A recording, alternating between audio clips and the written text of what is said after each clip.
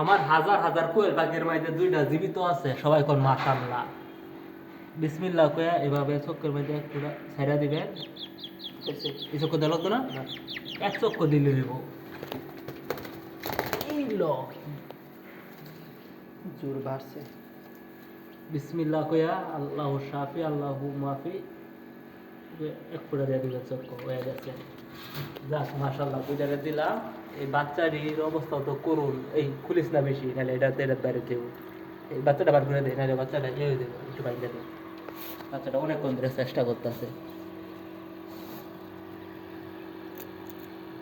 আস্তে আস্তে একটু উপকার করলাম।